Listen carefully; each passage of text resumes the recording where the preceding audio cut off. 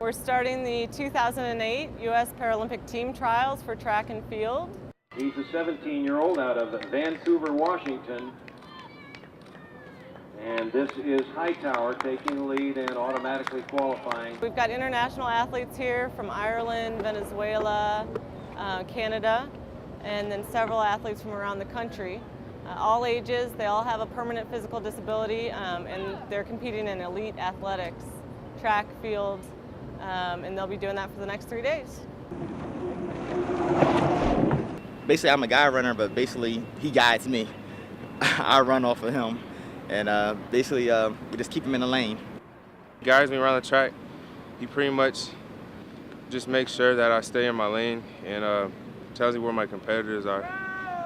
And I mean, this is our first time running in 2 years since World Championship, so we're just trying to get our rhythm down and our synchronization down so we can run smooth in the race.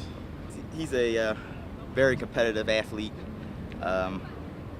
very intense, so it's not very hard to get him up and going. He's very professional about it, and really a great athlete. And so it makes my job a whole lot easier than what everybody always seems, what it looks like, whatever. It's a whole lot easier than that, whatever. He's just a great person and athlete. Oh, this is a tether that I pretty much invented for me and my guy runner.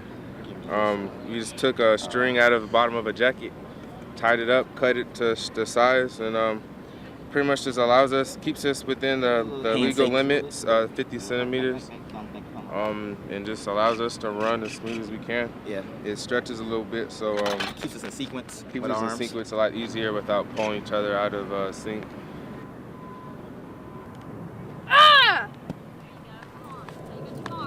When we bring our chair out there, we have to make sure it's not over the line, or the sector line.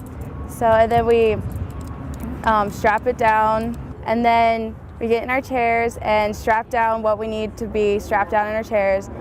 And then we get a couple warm-ups or practices.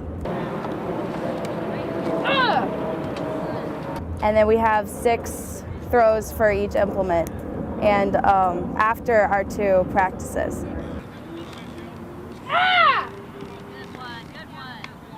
Even though we're in wheelchairs, we can still be athletes, and we can be even better athletes than the able-bodied athletes. There's about 44 members from the United States going with Team USA to Beijing, and there's about 140 here today.